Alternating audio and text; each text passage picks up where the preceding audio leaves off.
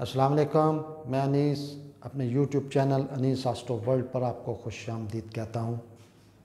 मैंने अपने पिछले लेक्चर्स में आपको स्टार्स की नज़रात, स्टार्स की डिग्रीज़ और स्टार्स किन डिग्रियों में मजबूत, ताकतवर और फल देने वाले या मजबूत तरीन अच्छे या बुरे, ये अलग चीज़ है, ये अलग टॉपिक है, ये आने वाले लेक्चर्स में इंशाल्लाह आपको बताऊँगा मैं। तो आज मैं आपको स्टार्स गरूब कितनी डिग्रीज पे गरूब होते और किस तरह गरूब होते, ये आज मैं आपको, मेरे आज का जो लेक्चर है वो इस चीज़ पे। तो इसमें सबसे अहम जो चीज़ है वो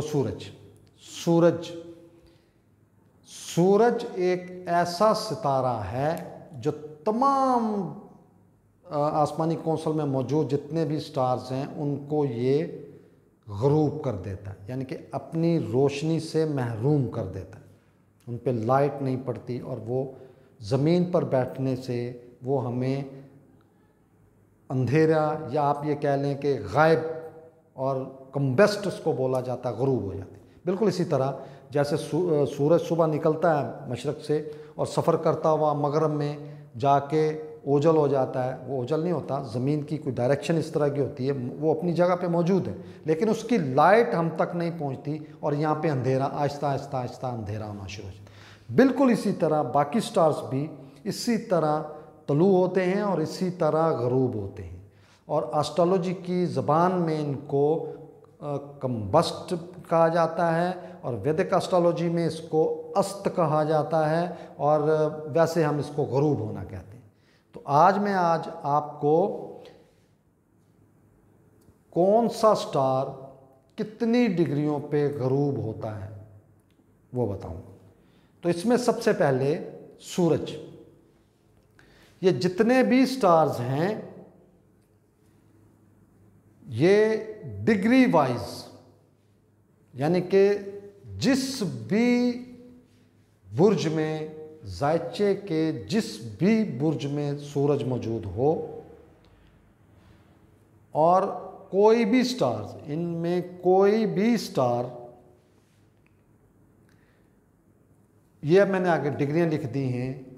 डिग्री वाइज सूरज के करीब आए, सफ़र करता हुआ सूरज की तरफ सफ़र कर रहा होता है तो वो सूरज के करीब आएगा तो वो गरूब हो जाएगा। और फिर वो अपनी वो पूरी डिग्री मुकम्मल करने के बाद, सूरज से कंजक्ट होने के बाद, फिर सूरज से आहिस्ता आहिस्ता निकलता हुआ नज़र आएगा और फिर दोबारा कितनी डिग्रियों पे आपको नज़र आएगा, ये चीज़ मैं आज आपको बताऊं। तो सबसे पहले सूरज की डिग्री, सूरज जिस भी डिग्री पे है, मिसाल के तौर पे सूरज अगर 20 डिग्री पे हो तो ज़ोहरा सफ़र करते करते सूरज की तरफ जब आएगी, जब भी होता है वो एक एस्ट्रोनॉमी से इस चीज़ का पता चलता है, जंत्रियों से पता चलता है, तो ये ज़ोहरा सफ़र करते हुए जब सूरज की तरफ आएगी तो सूरज की डिग्रियों और ज़ोहरा की डिग्रियों में 10 डिग्रियों का फ़र्क होगा तो ज़ोहरा गरूब हो जाएगी, अस्त हो जाएगी, या इसको हम कम्बस्ट कहते हैं, कम्बस्ट हो जाएगी। तो इसी तरह ये 10 डिग्री पहले, यानी कि ये ज़ोहरा ये 20 डिग्री पे है, जो ही ज़ोहरा 10 डिग्री पे आएगी, इसके एक ही बुर्ज में, एक ही घर में, या अगर अलग-अलग भी हों तो एक मिसाल के तौर पर बुर्ज हमल में ज़ोहरा जो है वो 10 डिग्री पे है, मतलब 10 का मतलब है कि उसने 20 डिग्रियां मुकम्मल कर ली और बाकी 10 डिग्रियां रह गई हैं, और सूरज अगले बुर्ज में तकरीबन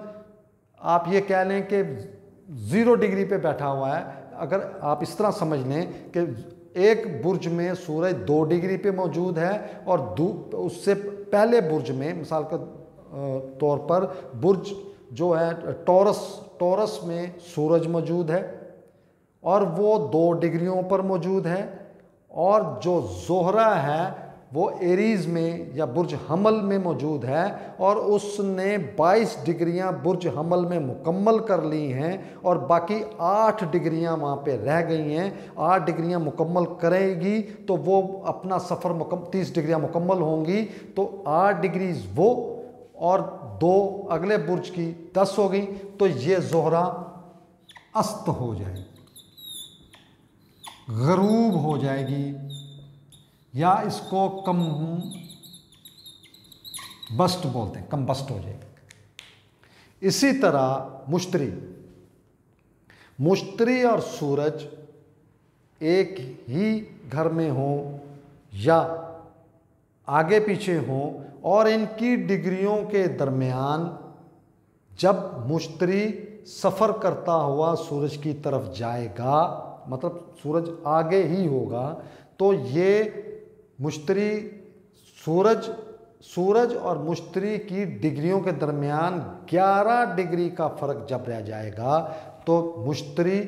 अस्त हो जाएगा, गरूब हो जाएगा, कम्बस्ट हो जाएगा। इसी तरह 11 डिग्री से 12, 13, 14, 15, 16, 17, 18, 19, 20 पे जब आएगी तो सूरज और मुश्तरी एक ही डिग्री पे हो जाएंगे, तो वो हर हाल में गरूब यानी कि नज़र आना ही बंद। तो फिर उसके बाद वो तलू का सफ़र शुरू करेगी, सूरज से वो सफ़र करती हुई बाहर निकलेगी, या सूरज, क्योंकि मुश्तरी बहुत स्लो अपने दर्जे उसके बहुत स्लो है, इसका सफ़र बहुत स्लो है, ये अपने 30 डिग्री जो है तकरीबन 1 साल में मुकम्मल करती है, जबकि सूरज जो है वो 30 डिग्री 1 महीने में करता है। तो इसका मतलब ये हुआ कि सूरज जो है वो मुश्तरी से तेज़ होने की वजह से वो बहुत जल्द इससे आगे चला जाए। तो जो ही ये 11 डिग्री से सूरज ज़्यादा फर्क पड़ जाएगा तो वो दोबारा से तलू हो जाएगी। इसी तरह कमर और सूरज में 12 डिग्रियों का फ़र्क हो, यानी कि 12 डिग्रियां पहले हो या सूरज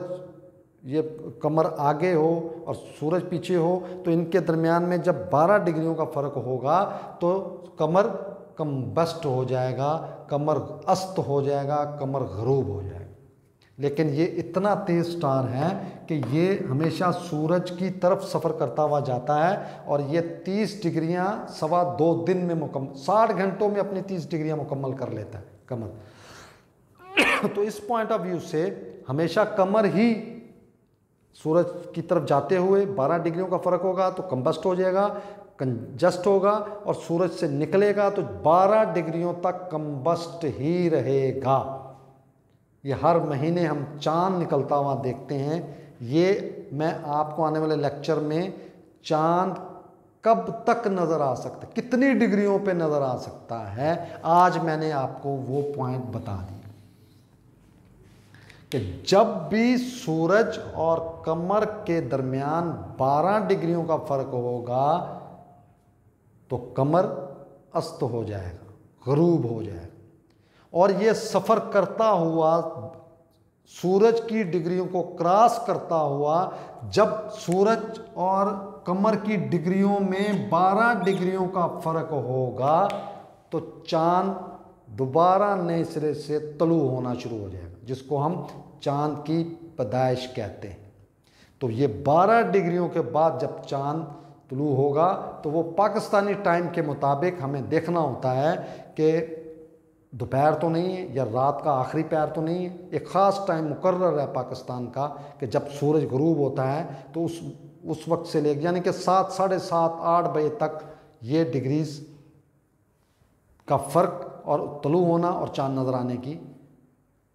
पेशन गोई भी कर सकते हैं, आप बहुत इजीली कर सकते हैं। ये आज मैंने आपको फ़र्क बता दिया कि सूरज और चांद की डिग्रियों में 12 डिग्रियों का फ़र्क होगा तो चांद अस्त हो जाएगा, और सफ़र करता हुआ जब सूरज की डिग्रियों से 12 डिग्रियां आगे चला जाएगा तो वो तलू की तरफ शुरू हो जाएगा। तो ये तकरीबन 14-15 डिग्री पे 13 से 15-16 डिग्री पे ये ज़्यादा जो चांसेस होते हैं वो 16 डिग्री के होते हैं। तो 16 डिग्री पे वो वाज़िया नज़र आ जाता है, इंसानी आँख उसको ईज़िली दे सकती है। अदरवाइज साइंसी तौर पर जो ही कमर 12 डिग्रियाँ मुकम्मल कर लेगा तो साइंसी तौर पर वो तलू हो चुका होगा। वो ईज़िली आप उसको दूरबीन से ये वो जो देखते हैं हमारे रुयत हलाल कमेटी वाले, तो ईज़िली नज़र आ जाता है। इसी तरह अतारत और सूरज की डिग्रियों में जब 14 डिग्रियों का फ़र्क होगा, यानी कि अतारत तेज़ है, सूरज से तेज़ है, ये दोनों तकरीबन एक ही घर में होते हैं, साथ साथ ही होते हैं, तो ये 14 डिग्रियों का फ़र्क होगा तो अतारत अस्त हो जाएगा, गुरूब हो जाएगा, कम्बस्ट हो जाएगा। इसी तरह सफ़र करता हुआ जब ये 14 डिग्रियाँ सूरज की डिग्रियों से 14 डिग्रियाँ आगे चला जाएगा तो ये दोबारा से तलू हो जाएगा। इसी तरह ज़ुहल बहुत ही स्लो स्टार, इसका मतलब ये हुआ कि सूरज सफ़र करता हुआ जब ज़ुहल की तरफ जाएगा और ज़ुहल और सूरज की डिग्रियों में 16 डिग्रियों का फ़र्क होगा तो सूरज ज़ुहल को कम्बस्ट कर देगा, ग़रूब कर देगा। ये ज़मीन से नज़र नहीं आएगा, ये ग़रूब हो जाएगा। और इसी तरह सूरज सफ़र करता हुआ सूरज और ज़ुहल की डिग्रियों में 16 डिग्री आगे चला जाएगा, 16 डिग्री और 1 मिनट या 1 दकीका होगा तो ये दोबारा से तलू हो जाएगा। सूरज की उसकी जो जिसको कम्बस्ट कहना होता है, ग़रूब कहना होता है, उससे निकल जाएगा। इसी तरह मरीख़ है, मरीख़ और सूरज की डिग्रियों में जब 17 डिग्री का फ़र्क हो तो ये मरीख़ भी स्लो है, ये 45-48 दिनों में ये अपना सफ़र मुकम्मल करता है 30 डिग्रियों का। तो सूरज सफ़र करता हुआ जब मरीख़ और सूरज एक ही घर में हो, या जो मैंने आपको फ़र्क बताया 2 घरों से ज़्यादा नहीं हो सकता, तो मतलब 2 बुरूज से एक अगर बैठा ज़ुहल में मरीख़ जो है वो बैठा हुआ है टॉरस में और सूरज सफ़र करता हुआ एरीज़ के आखिरी दर्जों में हो या टॉरस में ही हो, तो ये इनकी डिग्रियों में जब 17 डिग्रियों का फ़र्क होगा तो मरीख़ अस्त हो जाएगा। तो ये बताना ज़रूरी था आपको, समझाना भी ज़रूरी था आपको। इसके अलावा अब 2 स्टार्स रह गए, स्टार्स नहीं होते, परछाइयाँ होती हैं, राहु और केतु। ये हमेशा ही उलट चाल चलते, ये कभी भी सीधी चाल नहीं चलते। जैसे स्टार चल रहे हैं एंटी क्लॉकवाइज चलते हैं, तो ये दोनों जो परछाइयाँ ये चलती हैं क्लॉकवाइज। और ये जब भी सूरज इनके साथ टच होगा, इनकी डिग्रियों में करीब 3 डिग्रियाँ होंगी, तो केतु और राहु के साथ सूरज या चाँद जब भी टच होगा तो ज़मीन से देखेंगे तो हमें ग्रहण नज़र आएगा। ये ग़रूब नहीं होते, ये सूरज को काला कर देते हैं और चाँद को काला कर देते हैं। ज़मीन पर बैठकर ये काले रंग का नज़र आता है, ये उनका साया पड़ता, परछाई इसीलिए कहा जाता है, ये साया परछाई है।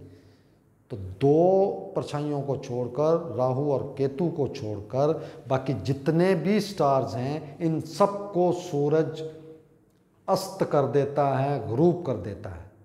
लेकिन वाहिद राहु और केतु हैं जो सूरज और चाँद को ग़रूब तो नहीं होता, लेकिन उनको ये काला कर देते हैं। वो ज़मीन पर बैठकर हम कहते हैं जी ग्रहण लग गया। ये मैं आने वाले लेक्चर्स में आपको बताऊंगा कि कितनी डिग्रियां और किस तरह ये ग्रहण रोनुमा होते हैं, इस पर भी लेक्चर दूंगा। तो आज का ये लेक्चर आपको मैंने दिया, ये चीज़ें बताई, तो इंशाल्लाह ये इन पे आप 1-2 मरतबा इसको देखें, रिपीट करें और इंशाल्लाह ये याद हो जाएगा। अगले लेक्चर में इंशाल्लाह अगली नई चीज़ लेकर आपके सामने पेश हूँ। बहुत शुक्रिया जी, अस्सलाम वालेकुम।